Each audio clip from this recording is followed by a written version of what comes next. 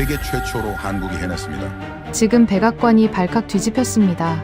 한국이 세계 최초로 레이저 무기를 실전 배치했기 때문이었죠.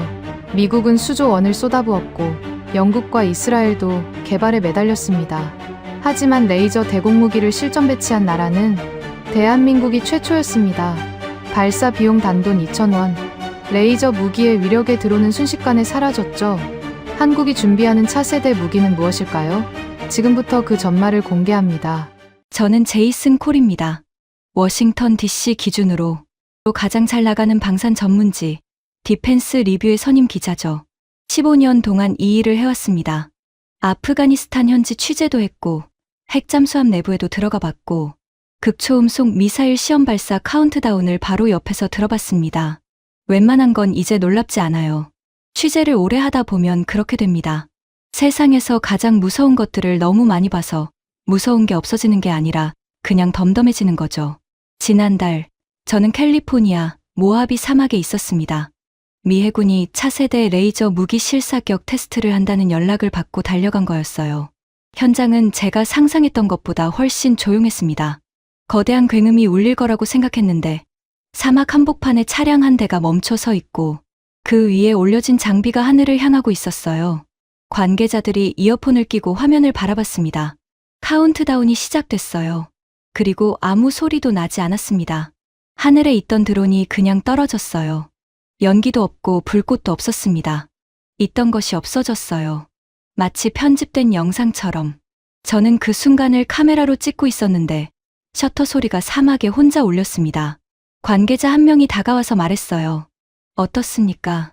저는 뷰파인더에서 눈을 떼고 말했습니다. 예상대로군요. 그 말이 전부였습니다.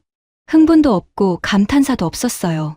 미국이 레이저 무기 기술을 이 수준까지 끌어올렸다는 건 저한테는 이미 기정사실이었으니까요. 저는 그 자리에서 기사 첫 문장을 머릿속으로 완성했습니다. 미국이 레이저 무기 시대를 열었다. 기사는 다음날 올라갔습니다. 반응은 제 예상을 훨씬 넘었어요. 사흘 만에 조회수 40만.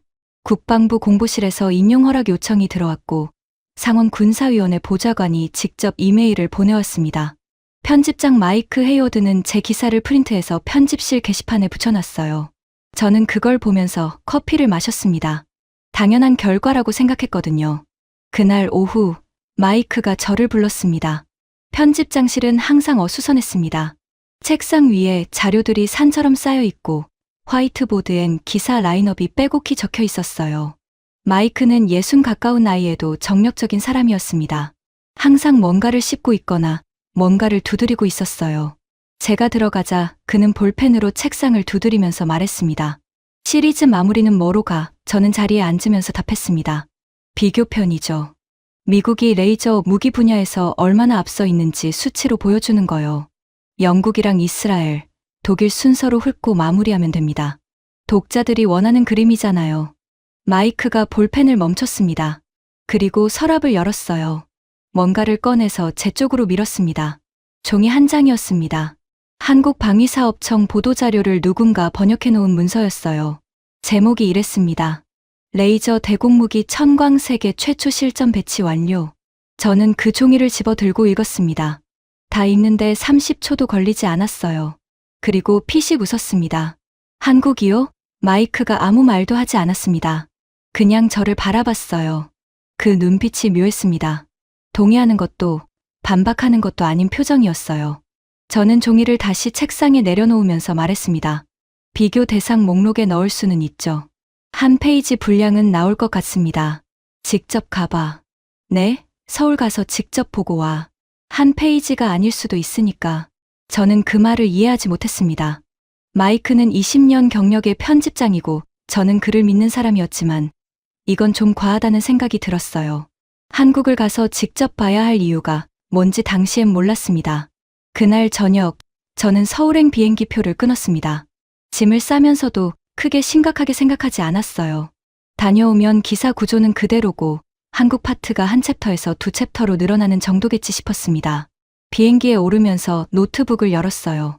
기사 초고를 미리 써두려고요. 그런데 손이 멈췄습니다. 세계 최초 실전 배치. 그 문장이 자꾸 눈에 걸렸습니다. 미국의 레이저 무기는 아직 시험 단계였어요. 실전 배치는 2027년이 목표였고요. 그렇다면 지금 이 순간 실제로 하늘을 지키고 있는 레이저 무기는 어느 나라 것인가? 저는 그 질문을 노트북 화면에서 지웠습니다. 아직 아무것도 확인된 게 없었으니까요. 기내 조명이 어두워졌습니다. 저는 눈을 감았어요. 잠이 올 것 같지 않았지만 그 질문으로부터 잠시 도망치고 싶었습니다. 인천공항은 제가 생각했던 것보다 훨씬 컸습니다. 그리고 조용했어요. 미국 공항들과는 다른 종류의 조용함이었습니다. 사람이 없는 게 아니라 사람들이 많은데 소란스럽지 않은 그런 묘한 분위기였어요. 저는 입국 심사를 마치고 짐을 찾으면서 이 나라에 대해 제가 아는 게 생각보다 적다는 걸 처음으로 의식했습니다. 현지 코디네이터가 기다리고 있었습니다. 박준서, 32살, 한국 방산 전문 프리랜서 코디네이터라고 소개했어요. 저더러 그냥 준이라고 부르라고 했습니다. 깔끔하게 차려입은 젊은 친구였는데 첫 악수를 하면서 제 눈을 피하지 않았어요. 그 눈빛이 인상적이었습니다. 차에 오르면서 준이 제 일정표를 확인했습니다. 방위사업청 브리핑, 한화에어로스페이스 시연, 운용부대 면담. 하나씩 짚으면서 동선을 설명하는데 막힘이 없었어요. 이 친구, 단순한 코디네이터가 아니구나 싶었습니다. 고속도로로 접어들면서 준이 물었습니다. 어떤 방향으로 쓰실 건가요? 저는 창밖을 보면서 답했습니다. 미국 레이저 무기 기술이 얼마나 앞서 있는지 보여주는 비교 기사요. 한국 청광은 그 맥락 안에서 다루는 거고. 준이 아무 말도 하지 않았습니다. 룸미러로 그의 눈이 보였어요. 뭔가를 삼킨 것 같은 표정이었죠. 저는 그 표정이 약간 거슬렸습니다. 뭔가 할 말이 있으면 하라고 말하려다가 참았어요. 잠시 후 준이 조심스럽게 입을 열었습니다. 콜 기자님, 하나만 여쭤봐도 될까요? 하세요. 미국 레이저 무기가 실제로 지금 어딘가 배치돼서 임무를 수행하고 있나요? 저는 대답하려다가 멈췄습니다. 함정 탑재 시험 중, 정식 전력화 목표 2027년. 그 문장들이 머릿속을 스쳤어요. 시험 단계입니다. 전력화는 몇 년 뒤 목표고. 준이 고개를 끄덕였습니다. 그리고 더 이상 아무 말도 하지 않았어요. 그 침묵이 불편했습니다. 말을 끄는 게 아니라 하고 싶은 말을 다 한 것 같은 침묵이었거든요. 저는 일부러 노트를 꺼내서 뭔가를 적는 척했습니다. 그 침묵으로부터 시선을 돌리고 싶었어요. 서울 도심으로 들어서자 빌딩들이 빽빽하게 들어섰습니다. 미국 도심과 다른 건 아닌데 묘하게 밀도가 달랐어요. 건물과 건물 사이의 간격이 좁고 그 사이로 사람들이 빠르게 움직이고 있었습니다. 저는 창밖을 보면서 저 건물들 어딘가 위로 지금 이 순간 무언가가 하늘을 스캔하고 있다는 생각이 들었어요. 그 생각을 한 자신이 좀 어색했습니다. 저는 원래 그런 감상적인 생각을 잘하는 사람이 아니거든요. 호텔에 체크인하고 방에 들어왔습니다. 짐을 풀면서 노트북을 켰어요. 이미 써놓은 기사 초고가 열렸습니다. 미국이 레이저 무기 시대를 열었다. 그 제목이 화면 위에 있었는데 서울에 와서 보니 뭔가 달랐습니다. 제목 자체가 달라진 건 없었어요. 그런데 저한테 달라 보였습니다. 저는 창문을 열었습니다. 12월 서울의 공기가 방 안으로 들어왔어요. 차가웠습니다. 생각보다 많이 차가웠어요. 내일 브리핑. 거기서 직접 확인하면 되는 일이었습니다. 저는 그렇게 생각하면서 창문을 닫았어요. 그런데 잠자리에 누워서도 준의 그 질문이 사라지지 않았습니다. 미국 레이저 무기가 실제로 지금 어딘가 배치돼서 임무를 수행하고 있나요? 단순한 질문이었습니다. 그런데 그 단순한 질문에 저는 단순하게 답하지 못했어요. 그게 이상했습니다. 15년 동안 이 분야를 취재해온 사람이 왜 그 질문 하나에 잠을 못 자고 있는 건지. 천장을 바라보면서 저는 내일 브리핑이 생각보다 불편한 자리가 될 수도 있다는 예감을 처음으로 했습니다. 다음 날 아침 9시, 방위사업청 브리핑룸. 저는 회의실 문을 열면서 내심 어느 정도 예상을 하고 있었습니다. 번쩍번쩍한 전시물들, 대형 화면에 띄워진 화려한 발표 자료, 무기 성능을 극적으로 과장한 홍보 영상. 어느 나라를 가도 방산 관련 공식 브리핑은 비슷하게 흘러가거든요. 자기 무기가 최고라는 걸 설득하려는 자리니까요. 회의실은 수수했습니다. 긴 테이블 하나, 의자 몇 개, 벽에 걸린 스크린 하나. 장식도 없고 과한 조명도 없었어요. 저는 자리에 앉으면서 오히려 긴장이 약간 풀렸습니다. 홍보용 쇼가 아니라는 느낌이 들었거든요. 담당자가 들어왔습니다. 김재원 부장이라고 소개했어요. 45에서 50 사이로 보이는 단단한 인상의 사람이었습니다. 악수를 청하는 손의 힘이 예상보다 셌어요.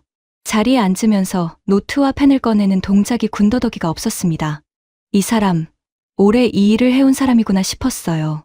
브리핑이 시작됐습니다. 천광은 광선묘 레이저 방식을 사용하는 레이저 대공무기 블록1이다.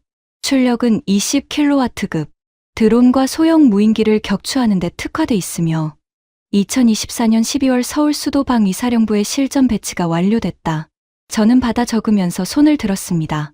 실전 배치라는 표현을 정확히 어떤 의미로 쓰시는 건가요? 시험 운용 단계가 아니라 실제 작전 임무를 현재 수행하고 있다는 건가요? 김 부장이 저를 똑바로 바라봤습니다. 눈을 피하지 않았어요. 그렇습니다. 현재 수도권 핵심 시설 방호 임무를 실제로 수행하고 있습니다. 저는 펜을 멈췄습니다.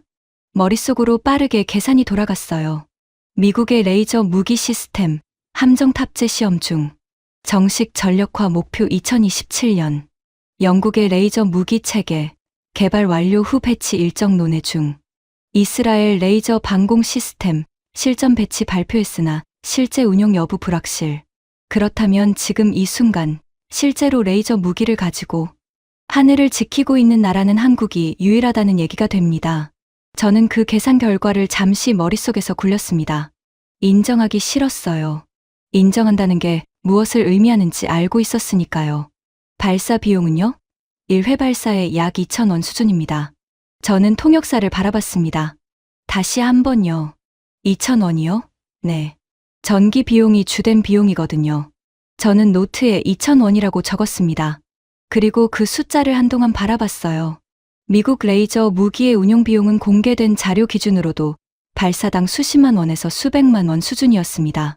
이스라엘 레이저 무기는 발사당 약 3,000원 수준이라고 알려져 있었는데 그것도 파격적인 수준이라고 업계에서 화제가 됐었죠. 2,000원은 그것과 엇비슷한 수준이었습니다. 저는 질문을 이어갔습니다. 한계점은 뭔가요? 어떤 조건에서 성능이 떨어집니까?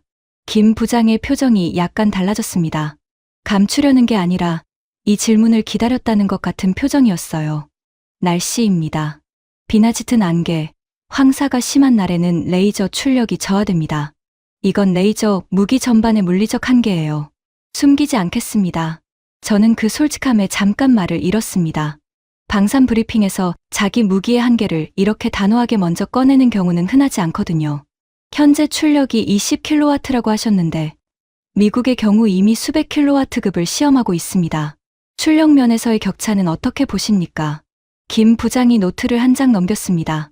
우리도 알고 있습니다. 블록2는 출력과 사거리를 높인 기동형으로 현재 개발 중이고 블록3는 100kW 이상을 목표로 2028년 완성을 목표로 합니다. 출력 경쟁에서 우리가 지금 당장 미국을 앞선다고 말하지는 않겠습니다. 저는 그 말을 받아 적으면서 멈췄어요.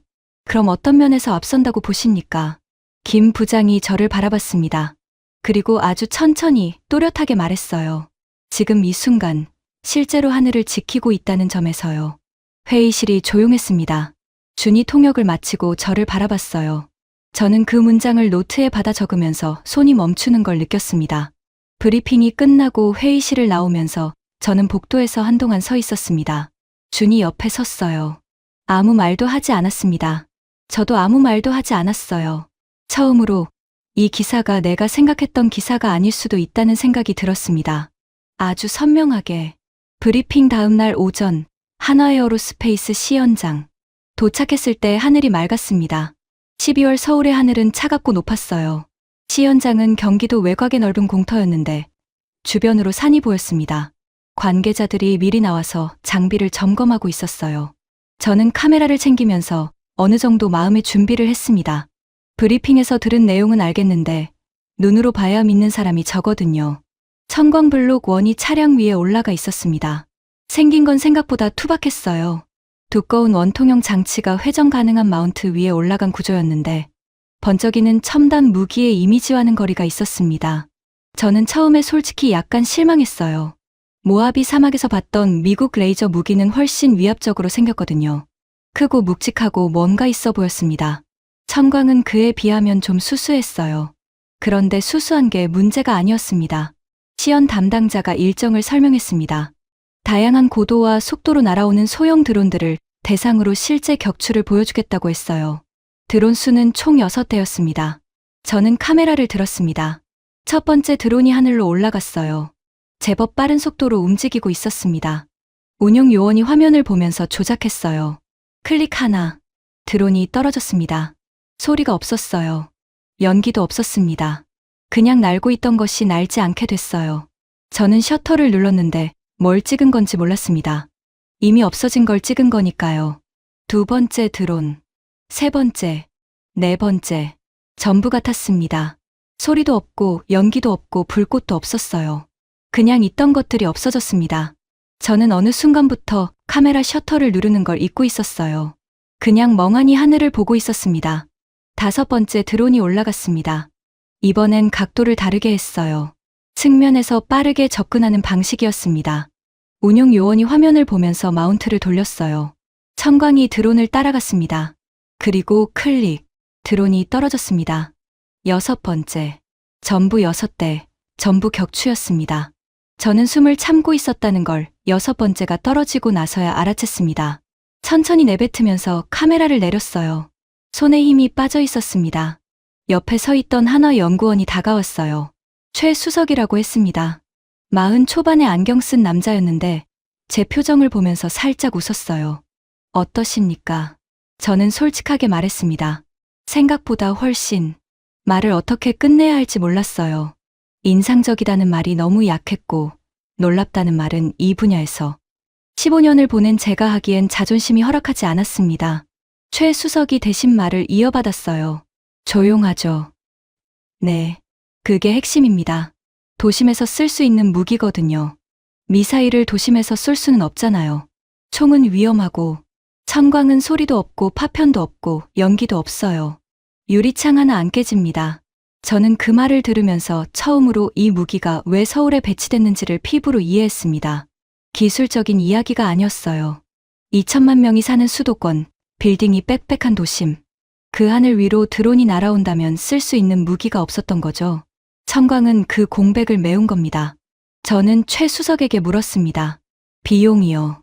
방금 6대 격추하는데 얼마나 들었습니까? 최 수석이 잠깐 계산하는 척하더니 말했습니다. 12,000원 정도요. 전기료로. 저는 그 숫자를 노트에 적었습니다. 6대, 12,000원. 대당 2,000원. 고급 드론 한 대 값이 수천만 원입니다. 그걸 2,000원으로 잡는다는 건 공격하는 쪽이 무조건 손해라는 뜻이에요. 경제적으로 지속 불가능한 공격이 되는 거죠. 저는 그 구조를 머릿속으로 그리면서 노트에 동그라미를 쳤습니다. 이건 무기가 아니라 전쟁의 경제학이 바뀌는 얘기다. 차로 돌아오면서 저는 한동안 말이 없었습니다. 준도 말을 걸지 않았어요. 차가 출발하고 한참 뒤에 준이 룸미러로 저를 봤습니다. 콜 기자님. 네. 뭔가 적으셨어요? 저는 노트를 내려다봤습니다. 빼곡하게 적혀 있었는데 마지막 줄을 다시 읽었어요. 기사 각도 재검토 필요. 준에게는 그냥 이렇게 말했습니다. 많이 적었습니다. 숙소로 돌아온 밤, 저는 방 안에서 2시간 동안 아무것도 못했습니다. 노트북을 열어놓고 앉아 있었는데 화면만 바라봤어요. 기사 초고가 거기 있었습니다. 절반쯤 써놓은 것들, 제목부터 소제목까지. 미국이 레이저 무기 시대를 열었다. 그 제목이 화면 위에 떠 있었는데 볼수록 이상한 느낌이 들었습니다. 내가 쓴 문장인데 남의 문장처럼 느껴졌어요. 저는 일어나서 냉장고에서 물을 꺼냈습니다. 마시면서 창밖을 봤어요. 서울의 밤은 밝았습니다. 빌딩 사이사이로 불빛이 가득했는데 그 어딘가 보이지 않는 곳에서 지금 이 순간 천광이 하늘을 스캔하고 있다는 생각이 들었어요. 소리도 없이, 연기도 없이. 저는 다시 노트북 앞에 앉았습니다. 미국 레이저 무기 자료를 다시 꺼냈어요. 하나씩 확인했습니다. 함정 탑재 시험 중. 정식 전력화 목표 2027년. 출력 수백 킬로와트급 개발 중. 그리고 천광. 실전 배치 완료. 수도권 방호 임무 수행 중. 출력 20 킬로와트. 발사 비용 2,000원. 두 줄을 나란히 놓고 보면 뭔가 이상합니다. 출력만 보면 미국이 압도적으로 앞서요.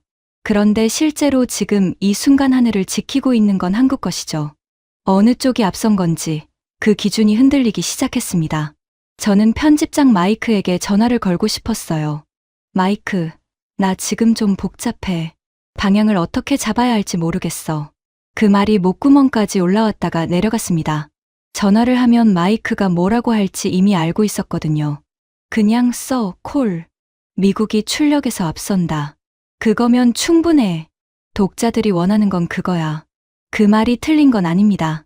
출력에서 미국이 앞선다는 건 팩트니까요. 하지만 그게 전부가 아니라는 것도 이제 저는 알고 있었어요. 그 사이에서 저는 줄다리기를 하고 있었습니다. 15년이었습니다. 저는 15년 동안 미국 방산산업의 우위를 전제로 기사를 써왔어요.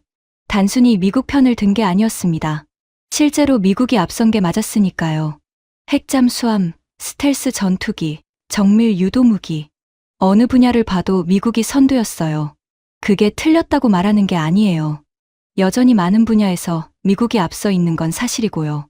그런데 레이저 무기 실전 배치 하나만큼은 지금 이 순간 한국이 먼저 해낸 게 맞았습니다. 저는 그걸 인정해야 하는가? 기사에 그걸 써야 하는가? 써야 한다는 건 알고 있었습니다. 기자니까요. 사실을 쓰는 게 직업이니까요. 그런데 손이 움직이지 않았어요. 쓰는 순간 15년 동안 제가 전제해온 것들이 흔들린다는 걸 알고 있었기 때문입니다. 동료들의 시선도 보였어요. 한국한테 밀렸다고 쓰면 이 업계에서 어떤 반응이 올지도 눈에 선했습니다. 그때 휴대전화가 울렸습니다.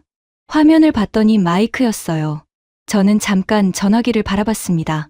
받을까 말까 고민하다가 결국 손가락이 화면을 눌렀어요. 콜, 초고 언제 보내줄 거야? 목소리가 퉁명스러웠습니다. 저는 천천히 말했어요. 마이크, 나 방향 바꿔야 할 것 같아. 전화기 너머로 잠깐 침묵이 흘렀습니다. 무슨 소리야? 한국 레이저 무기, 실전 배치 면에서는 우리보다 앞서 있어. 지금 이 순간 실제로 하늘을 지키고 있다고. 그걸 기사에 쓰지 않으면 거짓말이 되는 거야. 마이크의 목소리가 낮아졌습니다. 콜, 냉정하게 생각해봐. 출력에서 우리가 앞서는 건 팩트잖아. 그것도 써야지. 근데 그게 전부가 아니잖아. 마이크가 한숨을 내쉬었습니다. 저는 그 한숨 속에 뭐가 들어있는지 알고 있었어요. 광고주 얘기, 독자 반응, 업계 시선. 그 모든 게 한숨 하나에 담겨 있었습니다. 일단 자고 다시 생각해봐. 전화가 끊겼습니다. 저는 한동안 꺼진 화면을 바라봤어요. 방 안이 조용했습니다. 에어컨 돌아가는 소리만 났어요. 저는 침대에 누웠는데 잠이 오지 않았습니다. 천장을 바라보면서 오늘 시연장에서 봤던 장면들을 다시 떠올렸어요.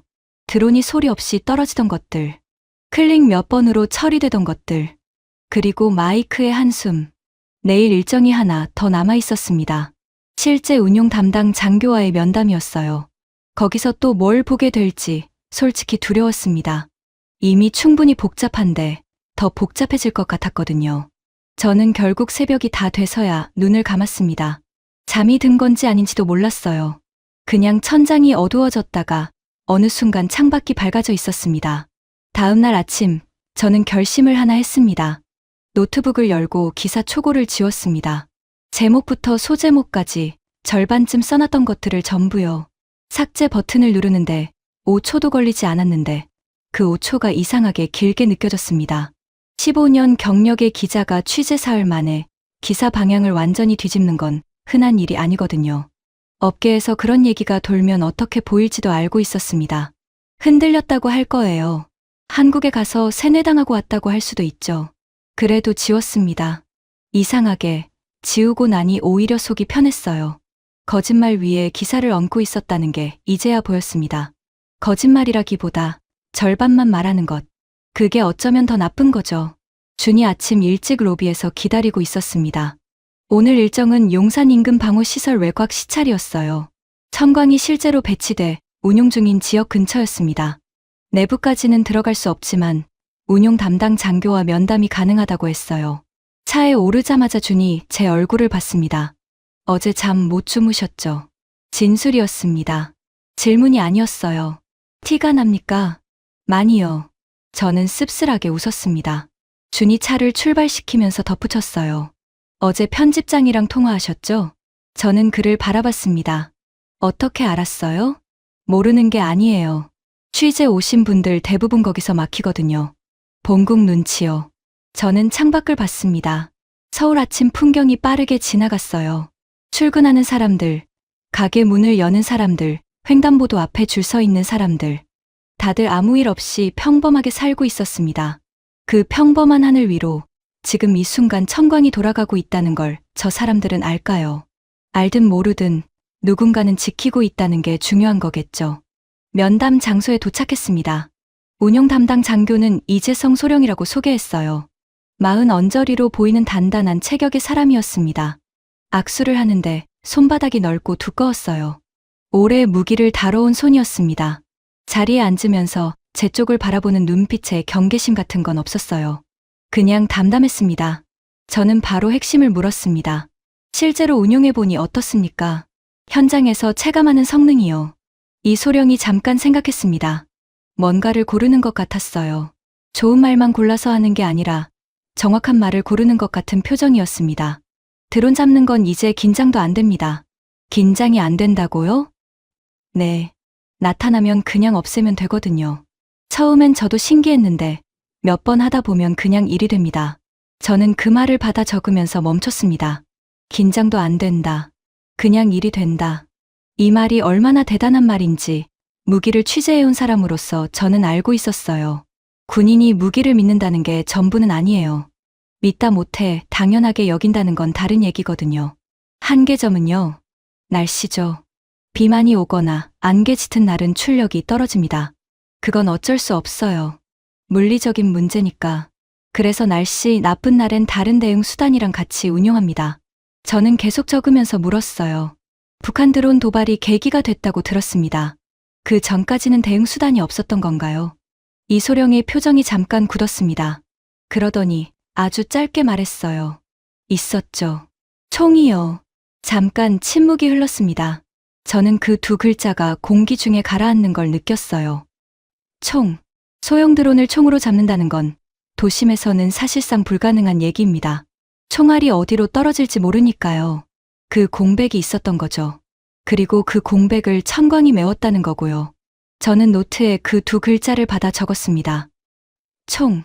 그 단어 옆에 별표를 쳤어요. 돌아오는 차 안에서 저는 한동안 말을 못했습니다. 준도 먼저 말을 걸지 않았어요. 한강을 지나는데 강물이 차갑게 반짝였습니다. 저는 그걸 보면서 이 기사가 이제 어떻게 흘러가야 하는지 처음으로 선명하게 보이기 시작했습니다. 비교 기사가 아니었습니다. 이건 뭔가가 바뀌고 있다는 기사였어요. 그날 오후 예정에 없던 만남이 생겼습니다. 준이 저녁 자리를 잡았다고 했어요. 방산업계 관계자인데 비공식적인 자리라 이름은 밝히기 어렵다고 했습니다. 다만 천광 개발 초창기부터 참여한 사람이라고 했어요. 종로의 한 조용한 식당이었습니다. 늦은 저녁 시간이라 손님이 별로 없었어요. 상대는 60 가까이 돼 보이는 머리가 희끗한 남자였습니다. 정 박사라고만 소개했어요. 소주잔을 앞에 두고 앉은 모습이 학자보다는 장인에 가까운 인상이었습니다.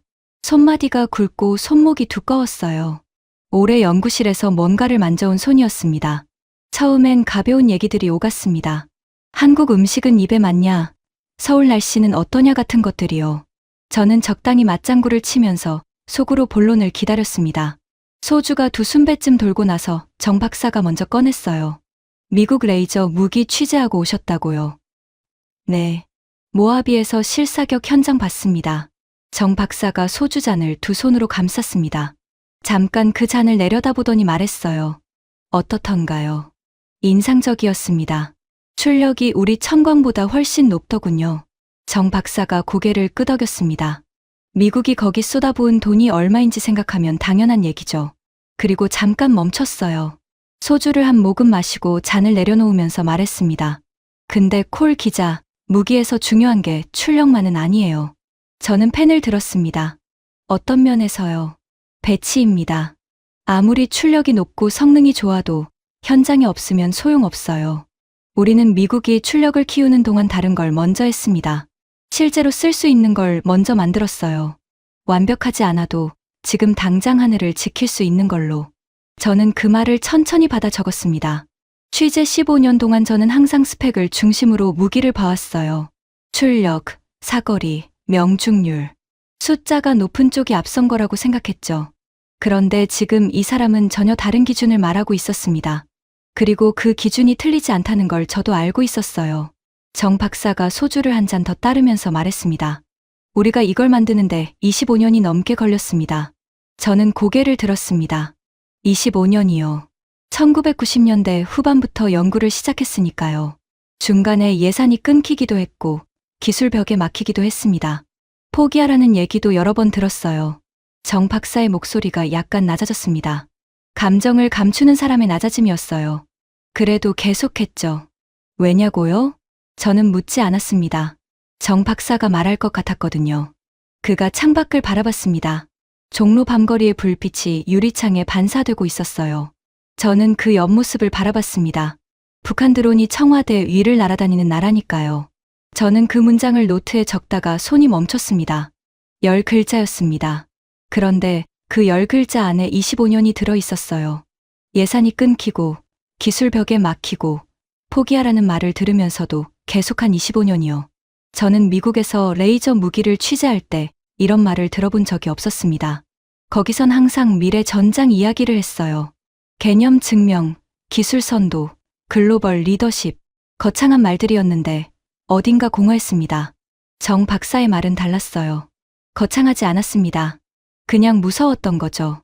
실제로 하늘 위로 드론이 날아온 나라이니까요. 그 무서움이 25년을 버티게 한 거였습니다. 저는 소주잔을 들었습니다. 비어 있었어요. 언제 마셨는지도 몰랐습니다. 정 박사가 제 잔에 소주를 따라줬습니다. 저는 받으면서 말했어요. 감사합니다. 오늘 얘기가 기사에 많이 들어갈 것 같습니다. 정 박사가 웃었습니다. 처음으로 웃었어요. 좋은 기사 써주세요. 사실대로만. 식당을 나오면서 저는 12월 밤 공기를 깊이 들이마셨습니다. 차가웠어요. 그런데 머릿속은 오히려 이상하게 맑았습니다. 이 기사가 어떤 기사여야 하는지 처음으로 두려움 없이 알 것 같았어요. 숙소로 돌아오는 택시 안에서 저는 노트북을 열었습니다. 빈 화면 위에 새 제목을 쳤어요. 세계 최초, 그 25년의 이야기. 사흘째 오전, 예정에 없는 자유 시간이 생겼습니다. 오전 일정이 내부 사정으로 취소됐거든요. 주는 오후엔 개발팀 실무진과 간담회가 잡혀 있으니 그 전까지 쉬시라고 했어요. 저는 쉬는 대신 준을 붙잡았습니다. 한화에어로스페이스 홍보 전시관 들어갈 수 있어요? 준이 잠깐 확인하더니 됩니다. 했어요. 언론인 자격으로 들어갈 수 있는 공간이라고 했습니다. 전시관 안에는 첨광 관련 개발 자료들이 정리돼 있었습니다. 패널마다 설명이 붙어 있었고 실물 크기 모형도 있었어요. 관람객은 저 말고 없었습니다. 조용한 공간에 혼자 서서 자료들을 훑는데 뭔가 다른 분위기가 났어요. 박물관 같은 느낌이랄까요. 오래된 것들을 전시해 놓은 게 아닌데 이상하게 그런 묵직함이 있었습니다. 그러다가 한 패널 앞에서 발을 멈췄습니다. 개발 연표였어요. 1990년대 후반 국방과학연구소 레이저 무기 연구 시작. 2000년대 초 철판 관통 시험 성공. 2019년 블록1 개발 착수. 2023년 4월 체계 개발 완료 및 전투용 적합 판정. 2024년 6월 한화에어로스페이스 양산 계약 체결. 2024년 12월 실전 배치 완료. 저는 그 줄기를 손가락으로 천천히 따라갔습니다. 시작이 1990년대 후반이었어요. 지금이 2026년이니까 25년이 넘는 시간이었습니다. 그 긴 시간 동안 이 나라는 조용히 이걸 만들고 있었던 거죠. 아무도 주목하지 않는 동안. 저는 그 연표 앞에서 한참 서 있었습니다. 준이 옆으로 다가왔어요. 이 연표 보면서 어떤 생각 드세요? 한국 사람으로서 준이 잠깐 연표를 바라봤습니다. 대답을 고르는 것 같았어요. 솔직히요? 네. 뭔가를 오래 혼자 키워온 느낌이요. 아무도 안 봐줄 때, 아무도 대단하게 안 여길 때 계속한 것들이 있잖아요. 그게 어느 날 갑자기 세상에 나온 것 같은. 저는 그 말을 노트에 받아 적었습니다. 오후가 됐습니다. 개발팀 실무진과의 간담회 자리였어요. 30대 중반에서 40 초반으로 보이는 연구원 넷이 나왔습니다. 형식적인 자리일 줄 알았는데 아니었어요. 제 질문 하나하나에 막힘없이 답했습니다. 숫자를 틀리지 않았고 한계를 숨기지 않았습니다. 한 연구원이 설명해준 내용이 특히 인상적이었어요. 광섬유 레이저 방식을 선택한 게 핵심이었습니다. 출력 확장이 유리하거든요. 지금은 20kW지만 블록 3에서는 100kW 이상을 목표로 하고 있어요. 그쯤 되면 전술급 미사일도 요격이 가능합니다. 저는 손을 들었습니다. 100kW면 어느 수준이에요? 이스라엘이 자국 레이저 무기 최대 출력이 100kW라고 발표했죠. 우리가 거기까지 간다는 겁니다. 이스라엘. 저는 그 단어를 노트에 받아 적으면서 동그라미를 쳤습니다. 이스라엘 레이저 방공 시스템은 세계에서 손꼽히는 수준이에요. 가자지구와 레바논에서 실전 경험도 있는 나라죠. 한국이 그 수준을 목표로 한다는 건 불과 몇 년 전까지만 해도 상상하기 어려운 얘기였습니다. 또 다른 연구원이 말했어요. 블록2는 기동형입니다. 차량이나 함정에 탑재할 수 있어요. 고정형인 블록 1의 한계를 넘는 거죠. 언제 완성됩니까? 개발이 진행 중입니다. 구체적인 완성 시점은 말씀드리기 어렵고요. 솔직한 대답이었어요. 저는 오히려 그게 마음에 들었습니다. 부풀리지 않는 사람들이었거든요. 간담회가 끝나고 나오는 길에 준이 제 옆을 걸으면서 물었어요. 어떻습니까? 처음 오실 때랑 비교하면. 저는 잠깐 생각했습니다. 처음엔 한 챕터 분량이라고 생각했어요. 지금은요. 지금은 기사 전체를 다시 써야 할 것 같습니다. 준이 아무 말도 하지 않았습니다. 그냥 고개를 끄덕였어요. 그 표정에 뭔가가 있었는데 잘난 척이 아니었습니다. 그냥 알고 있었다는 표정이었어요. 처음부터 나흘째 오후 결정적인 순간이 찾아왔습니다. 방위사업청이 특별히 허가한 자리가 하나 있었어요. 천광 운용 시뮬레이션 훈련을 참관할 수 있는 기회였습니다. 실제 배치 현장은 아니었지만 운용 요원들이 실전과 동일한 환경에서 훈련하는 걸 바로 옆에서 볼 수 있는 자리였어요. 이런 자리가 외국 기자에게 열리는 건 흔한 일이 아니라고 준이 귀띔해줬습니다. 훈련장 안으로 들어서자 운용 요원들이 이미 자리를 잡고 있었습니다. 25에서 30 사이로 보이는 젊은 병사들이었어요. 제가 들어가도 쳐다보지 않았습니다. 화면을 응시하는 눈빛이 진지했어요. 이미 다른 세계에 들어가 있는 것 같은 표정이었습니다. 시나리오가 시작됐습니다. 다수의 소형 드론이 동시에 여러 방향에서 침투하는 상황이었어요. 화면에 붉은 점들이 한꺼번에 여럿 나타났습니다. 빠르게 움직이고 있었어요. 제가 보기엔 복잡해 보였는데 운용 요원은 달랐습니다. 조용히 그리고 빠르게 클릭 몇 번, 드래그 몇 번. 그게 전부였어요. 붉은 점들이 하나씩 사라졌습니다. 순서가 있었어요. 가장 빠르게 접근하는 것부터, 각도가 위험한 것부터 우선순위를 즉각적으로 판단하면서 처리하고 있었습니다. 20초가 채 걸리지 않았어요. 화면이 깨끗해졌습니다. 저는 멍하니 그 화면을 바라봤습니다. 두 번째 시나리오가 시작됐어요. 이번엔 드론과 함께 소형 비행체가 섞여 들어왔습니다. 더 복잡한 상황이었어요. 운용 요원이 이번엔 좀 더 빠르게 움직였습니다. 손이 화면 위를 오갔어요. 표정은 여전히 담담했는데 손의 속도가 조금 달랐습니다. 30초. 화면이 다시 깨끗해졌습니다. 저는 그 옆에 서서 수첩을 들고 있었는데 아무것도 적지 않고 있었어요. 적는 걸 잊고 있었던 게 아니라 적을 말이 없었습니다. 눈앞에 벌어지는 게 너무 선명해서 말로 옮기면 오히려 희미해질 것 같았어요. 훈련이 끝나고 저는 운용 요원 중 한 명에게 다가갔습니다. 27살이라고 했어요. 키가 크고 눈빛이 맑은 젊은 병사였습니다. 이 무기 쓰면서 기존 대공 장비랑 가장 크게 다른 게 뭔가요? 그 병사가 잠깐 생각했습니다. 꽤 진지하게 고민하는 것 같았어요. 탄약 걱정을 안 해도 된다는 거요. 탄약 걱정이요. 네. 기존엔 미사일 몇 발 남았나 항상 계산하면서 교전해야 했거든요. 발수가 정해져 있으니까 아껴야 하는 거죠. 그 압박이 생각보다 커요.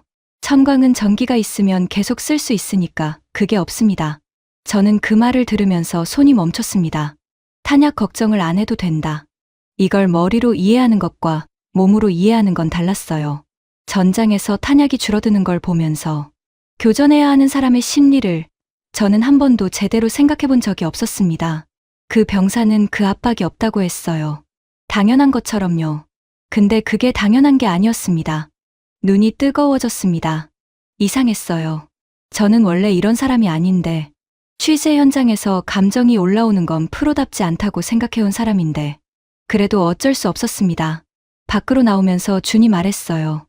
콜 기자님, 저는 대답하지 않았습니다. 어떠세요? 저는 잠깐 하늘을 봤어요. 12월 서울 하늘이 높고 파랬습니다. 차가웠고요. 그 하늘 어딘가에서 지금도 천광이 돌아가고 있겠죠. 저 27살 병사처럼 누군가가 화면을 보면서 조용히 저는 준에게 말했습니다. 기사 제목을 완전히 바꿔야 할 것 같습니다. 준이 아무 말도 하지 않았어요. 그냥 고개를 한번 끄덕였습니다. 그리고 앞을 봤어요. 저도 앞을 봤습니다. 처음 왔을 때 보이지 않던 것들이 지금은 보였습니다. 닷새째 저녁, 저는 예상치 못한 벽에 부딪혔습니다. 본사에서 연락이 온 건 저녁 8시였어요. 마이크의 영상통화 요청이었습니다. 저는 호텔 방에서 받았어요. 화면에 마이크의 얼굴이 떴는데 표정이 좋지 않았습니다. 평소에도 표정이 풍부한 사람은 아닌데 지금은 아예 굳어 있었어요. 콜, 초고 언제 보낼 거야? 마감 전까지는 보낼 수 있어요. 어떤 방향으로 가고 있어? 저는 잠깐 숨을 골랐습니다. 그리고 천천히 말했어요. 방향을 바꿨습니다. 미국이 앞선다는 기사가 아니라 한국이 실전 배치면에서 먼저 치고 나갔다는 기사로요. 그게 팩트니까요. 마이크의 눈썹이 올라갔습니다. 팩트. 출력에서 우리가 한참 앞서는 것도 팩트잖아. 그것도 씁니다. 근데 그게 전부가 아니에요. 마이크, 지금 이 순간 실제로 하늘을 지키고 있는 레이저 무기는 한국 것이에요. 우리 건 아직 시험 단계고 그걸 안 쓰면 독자를 속이는 거예요. 마이크가 화면 밖으로 시선을 돌렸습니다. 뭔가를 보는 게 아니라 생각하는 눈빛이었어요. 저는 그가 다음에 무슨 말을 할지 알고 있었습니다. 예상한 말이 나왔습니다. 우리 독자들이 누군지 생각해봐. 콜. 국방부 관계자들, 방산업계 사람들, 군 관련 싱크탱크. 그 사람들한테 한국이 미국보다 먼저 레이저 무기를 실전 배치했다는 기사를 내보내면 어떻게 되겠어? 불편해하겠죠.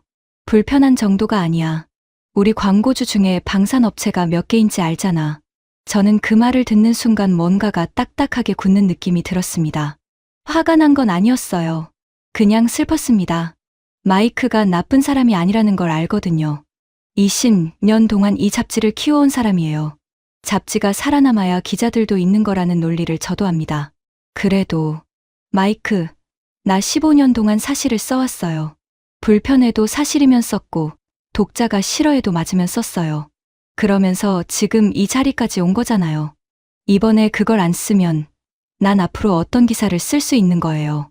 마이크가 입을 다물었습니다. 긴 침묵이 흘렀어요. 저는 화면 속 마이크의 얼굴을 바라봤습니다. 그가 뭔가를 계산하고 있다는 게 보였어요. 독자, 광고주, 편집 방향. 그 모든 걸 저울질하고 있었습니다. 마이크가 천천히 말했어요. 초고 보내. 보고 얘기하자. 읽어보고 자르겠다는 거예요? 읽어보고 얘기하자는 거야. 통화가 끊겼습니다. 저는 한동안 꺼진 화면을 바라봤어요. 방 안이 조용했습니다. 서울 밤 소리가 창밖으로 희미하게 들렸어요. 차 소리, 멀리서 들리는 사람 소리. 저는 노트북을 열었습니다. 빈 화면이 저를 바라봤어요. 마이크가 초고를 받아서 어떻게 할지 저는 알 수 없었습니다. 자를 수도 있었어요. 방향을 바꾸라고 할 수도 있었고요. 최악의 경우엔 기사 자체가 안 나갈 수도 있었습니다. 그래도 써야 했습니다. 저는 손가락을 키보드 위에 올렸습니다. 그리고 첫 문장을 쳤어요. 2024년 12월, 대한민국은 세계 최초로 레이저 무기를 실전 배치했다. 손이 떨렸습니다. 근데 멈추지 않았어요.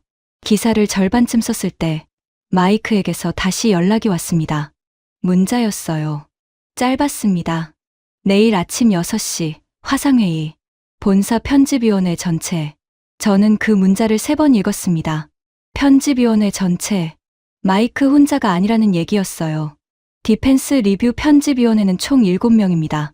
발행인, 편집장, 수석 편집위원 5명. 그 사람들이 전부 모인다는 건 기사 하나를 검토하는 게 아니라는 뜻이었어요. 저는 노트북을 덮었습니다. 더 이상 글이 써지지 않았어요. 침대에 누웠는데 잠이 올 리가 없었습니다. 천장을 바라보면서 최악의 시나리오를 하나씩 그려봤어요. 기사가 통째로 폐기될 수도 있었습니다. 아니면 핵심 내용이 빠진 채로 나갈 수도 있었어요. 그것도 아니면 제가 방향을 바꾸라는 압박을 받을 수도 있었고요. 어느 쪽이든 좋지 않았습니다. 새벽 4시에 저는 일어나서 창문을 열었어요. 서울 새벽 공기가 방 안으로 쏟아져 들어왔습니다. 차가웠어요. 멀리 남산 방향으로 불빛이 몇 개 보였는데 이 도시가 잠들지 않는다는 걸 새벽에도 느낄 수 있었습니다. 저는 정 박사가 했던 말을 떠올렸습니다. 북한 드론이 청와대 위를 날아다니는 나라니까요. 그 말을 들었을 때 저는 뭔가가 건드려지는 느낌을 받았어요. 두려움이 기술을 만든다는 것, 절박함이 25년을 버티게 한다는 것. 저는 그걸 기사에 쓰고 싶었습니다. 숫자와 스펙이 아니라 그 이면에 있는 것들을요. 근데 그게 지금 위기에 처해 있었습니다. 6시가 됐습니다. 노트북을 열고 화상회의에 접속했어요. 화면에 얼굴들이 하나씩 떴습니다. 마이크, 발행인 로버트 챔버스, 수석 편집위원들. 다들 표정이 굳어 있었어요. 서울은 오전 6시였지만 워싱턴은 저녁이었습니다.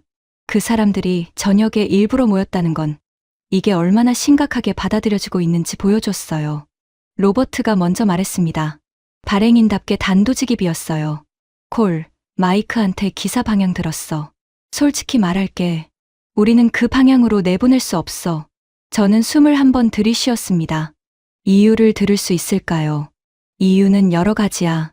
첫째, 우리 독자층이 받아들이기 어려운 내용이야. 둘째, 방산업체 광고주들과의 관계. 셋째, 이게 나가면 우리 잡지가 반미 성향으로 비칠 수 있어. 반미 성향이요. 저는 그 말에 뭔가가 걸렸습니다. 로버트, 팩트를 쓰는 게 반미예요? 한국이 먼저 실전 배치했다는 건 사실이에요. 그걸 안 쓰는 게 오히려 독자를 속이는 거 아닌가요? 로버트의 표정이 굳었습니다. 콜, 우리 잡지가 25년 동안 어떻게 살아남았는지 알잖아. 독자와의 신뢰야. 그 신뢰가 무너지면 잡지도 없어. 독자를 속이는 게 신뢰 아니에요. 회의실이 조용해졌습니다. 화면 속 얼굴들이 아무 말도 하지 않았어요. 마이크가 눈을 내리깔았습니다. 로버트가 천천히 말했어요. 일주일 줄게. 다시 생각해봐. 방향을 조정하면 기사는 실을 수 있어. 통화가 끊겼습니다. 저는 화면이 꺼진 노트북을 바라봤습니다. 방 안이 아주 조용했어요. 서울 아침이 창밖으로 밝아오고 있었는데 저는 그 빛이 이상하게 낯설었습니다. 일주일. 방향을 조정하라. 그 말이 머릿속에서 맴돌았어요. 방향을 조정한다는 건 결국 핵심을 빼라는 얘기였습니다. 한국이 먼저 실전 배치했다는 사실을 빼고 미국이 출력에서 앞선다는 것만 남기라는 거였어요. 그러면 기사는 나갈 수 있겠죠. 하지만 그건 제가 이 취재에서 본 것들을 없애는 거였습니다. 25년의 연표를, 정 박사의 눈빛을, 27살 병사의 말을, 탄약 걱정을 안 해도 된다는 그 말을. 저는 한참 동안 창밖을 바라봤습니다. 이게 기자라는 직업이 처음으로 무섭게 느껴진 순간이었습니다. 용기가 필요한 게 아니라 포기가 필요한 직업이 되는 순간. 사실을 쓰는 사람이 아니라 써도 되는 사실을 고르는 사람이 되는 순간. 저는 그러고 싶지 않았습니다. 근데 방법을 몰랐어요. 어떻게 해야 하는지 아직 몰랐습니다. 그날 저는 취재 일정을 모두 취소했습니다. 준에게 문자를 보냈어요. 오늘 하루 혼자 있고 싶다고. 준은 알겠다고만 했습니다. 더 묻지 않았어요. 저는 호텔을 나왔습니다. 어디로 갈지 정하지 않고 그냥 걸었어요. 서울 도심을 한동안 걸었습니다. 청계천 쪽으로 내려갔어요. 낮인데도 차가운 바람이 불었습니다. 코끝이 빨개지는 게 느껴졌어요. 청계천 변에 앉았습니다. 물이 흘렀어요. 12월 물이니 차가웠겠지만 졸졸 흐르는 소리는 이상하게 따뜻하게 들렸습니다. 저는 그 소리를 들으면서 오랫동안 아무 생각도 하지 않으려고 했어요. 그런데 생각이 멈춰지지 않았습니다. 기자가 된 건 25이었습니다.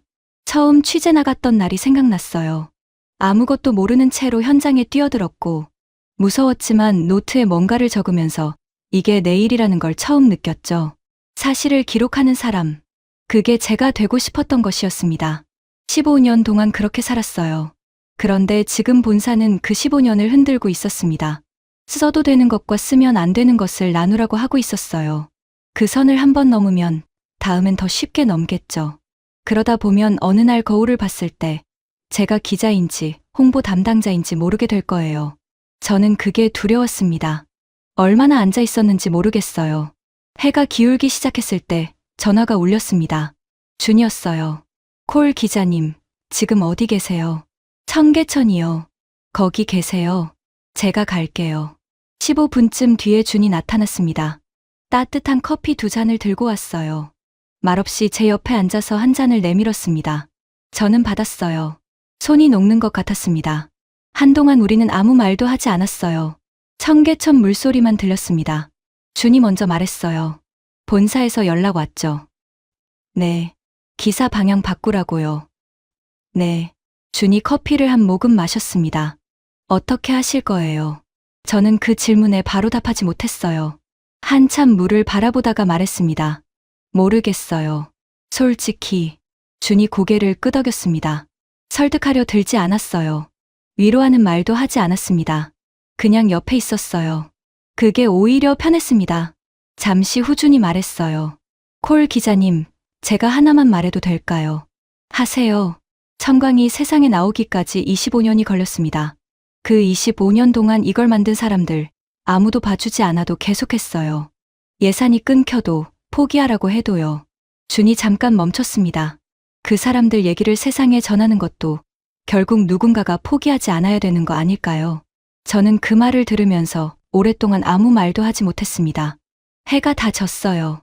청계천 변에 가로등이 켜졌습니다. 물이 불빛을 반사하면서 흘렀어요. 저는 그걸 바라보면서 뭔가가 내려앉는 느낌을 받았습니다. 무거운 게 내려앉는 게 아니라 흔들리던 게 가라앉는 느낌이었어요. 저는 커피를 다 마셨습니다. 준. 네. 이 기사 쓸 거예요. 방향 안 바꿀 겁니다. 준이 아무 말도 하지 않았습니다. 그냥 고개를 한번 끄덕였어요. 저는 일어섰습니다. 다리가 차가웠어요. 얼마나 앉아 있었는지 감각이 없었습니다. 그래도 걸을 수 있었어요. 숙소로 돌아가면서 저는 노트북을 생각했습니다. 아까 절반쯤 써놓은 기사가 거기 있었어요. 오늘 밤 끝내야 했습니다. 본사가 어떻게 하든 제가 먼저 완성해야 했어요. 쓰고 싶은 게 있을 때 써야 합니다. 나중엔 못 쓰게 될 수도 있으니까요. 숙소에 돌아와 저는 노트북을 열었습니다. 시간은 저녁 9시였어요. 창밖으로 서울 야경이 펼쳐져 있었습니다. 저는 그 빛들을 잠깐 바라보다가 커튼을 쳤어요. 지금은 저 바깥이 아니라 이 화면만 봐야 했으니까요. 절반쯤 써놓은 기사가 열렸습니다. 저는 처음부터 다시 읽었어요. 읽으면서 뭔가가 맞지 않는다는 걸 느꼈습니다. 팩트는 다 있었어요. 실전 배치, 발사 비용, 개발 연표. 근데 뭔가 빠져 있었습니다. 가장 중요한 게요. 저는 새 문단을 열었습니다. 그리고 정 박사가 했던 말부터 쓰기 시작했어요. 북한 드론이 청와대 위를 날아다니는 나라니까요. 그 한 문장을 쓰고 나니 뒤가 따라왔습니다. 25년의 연표, 예산이 끊기고 다시 시작한 이야기. 철판 관통 시험에 성공했던 2000년대 초반의 어느 날, 그리고 27살 병사가 했던 말. 탄약 걱정을 안 해도 된다는 것. 저는 멈추지 않고 썼습니다. 새벽 2시가 됐습니다. 기사가 완성됐어요. 저는 다 쓴 기사를 처음부터 다시 읽었습니다. 읽으면서 손이 약간 떨렸어요. 잘 쓴 기사라서가 아니었습니다. 이걸 내보내면 어떻게 될지 알고 있었기 때문이에요. 본사가 거부할 수도 있었습니다. 마이크가 화낼 수도 있었고, 업계에서 어떤 말이 돌 수도 있었어요. 최악의 경우, 디펜스 리뷰에서 더 이상 일할 수 없게 될 수도 있었습니다. 그래도 저는 전송 버튼 위에 손가락을 올렸습니다. 잠깐 멈췄어요. 딱 3초였습니다. 그리고 눌렀습니다. 기사가 날아갔어요. 저는 노트북을 덮고 침대에 누웠습니다. 이상하게 마음이 가벼웠어요. 잘 됐든 안 됐든 제가 할 일을 한 거였으니까요. 그것만으로 충분했습니다. 잠이 들었습니다. 오랫동안 못 잔 잠이었어요. 서울 새벽이 창문 너머로 조용히 밝아오는 동안 저는 처음으로 깊이 잠들었습니다. 아침 8시에 마이크에게서 전화가 왔습니다. 저는 잠에서 막 깨어난 상태였어요. 화면을 보자마자 심장이 빠르게 뛰었습니다. 받았어요. 읽었어. 마이크의 목소리가 평소와 달랐습니다. 낮고 조용했어요.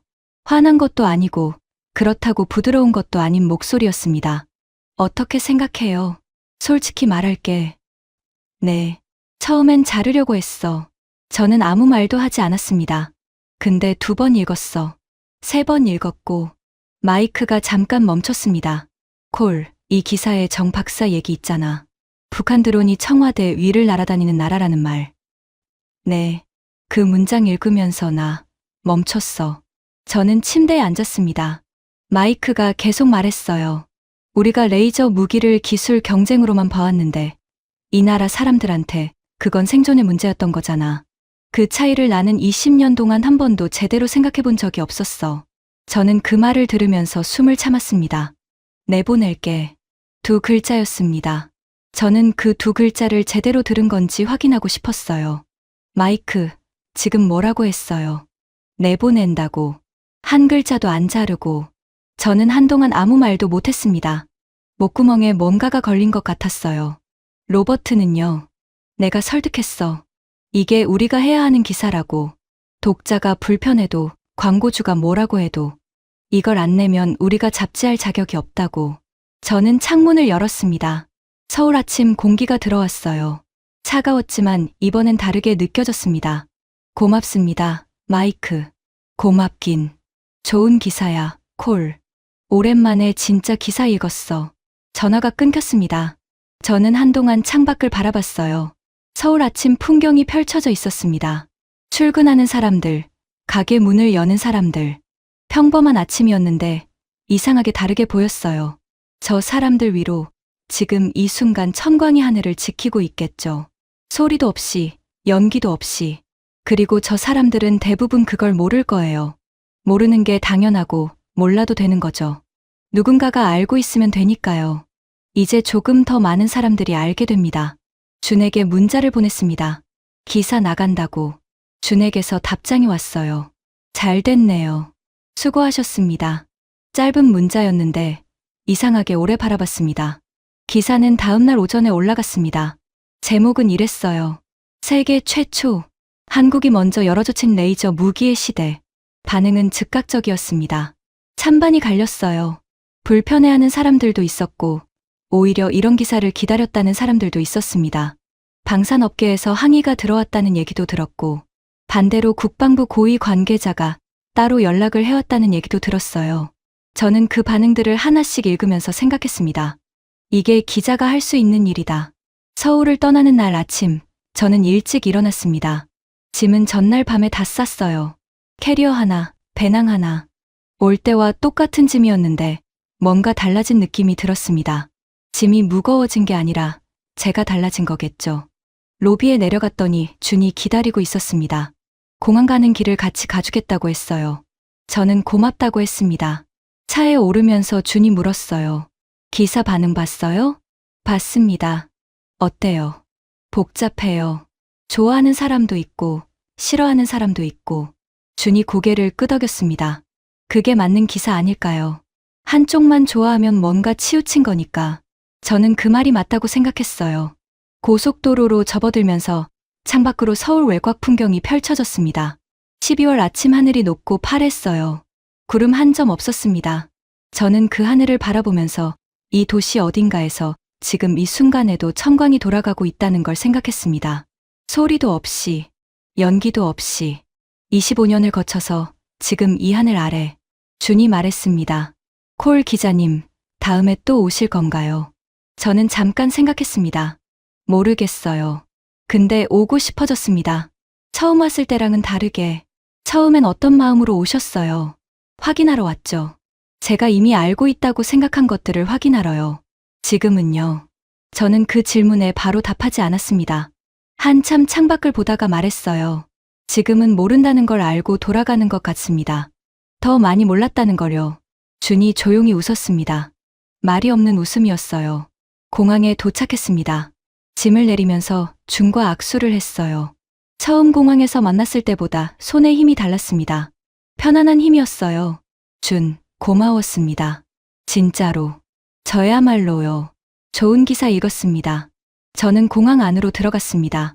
체크인을 마치고 게이트 앞 의자에 앉았어요. 비행기는 아직 1시간이 남아 있었습니다. 저는 노트북을 열었어요. 완성된 기사가 열렸습니다. 디펜스 리뷰 홈페이지에 올라가 있는 걸 확인했어요. 댓글이 이미 수백 개가 달려 있었습니다. 저는 그 댓글들을 읽지 않았어요. 읽어봤자 기사가 달라지지 않으니까요. 기사는 이미 세상에 나갔습니다. 대신 노트를 꺼냈어요. 취재 기간 동안 빼곡하게 적어놓은 노트였습니다. 페이지를 천천히 넘겼어요. 처음 페이지에 적어놓은 문장이 나왔습니다. 미국이 레이저 무기 시대를 열었다. 저는 그 문장 위에 줄을 그었습니다. 그리고 그 아래에 새로 적었어요. 세계 최초 실전 배치 2024년 12월 대한민국. 탑승 안내 방송이 울렸습니다. 저는 노트를 덮고 일어섰습니다.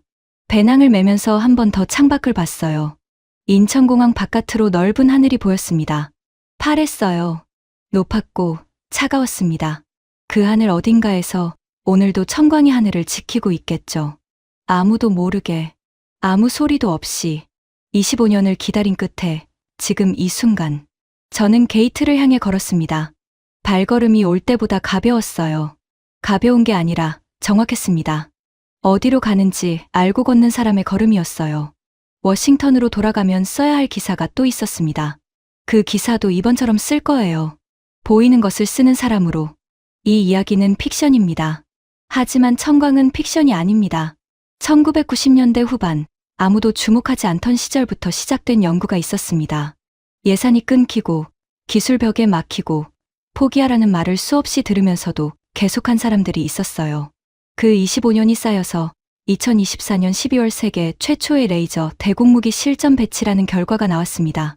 미국도, 이스라엘도, 영국도 아니었습니다. 대한민국이었어요. 발사 비용 2,000원. 소리도 없고 연기도 없이 드론을 떨어뜨리는 무기. 누군가는 그걸 보고 기술의 진보라고 할 겁니다. 하지만 저는 이 이야기를 만들면서 다른 걸 봤어요. 북한 드론이 청와대 위를 날아다니는 나라가 그 두려움을 기술로 바꿔낸 이야기. 아무도 봐주지 않아도 포기하지 않은 사람들의 이야기. 제이슨 콜은 없는 사람입니다. 하지만 그가 취재 현장에서 느꼈던 것들.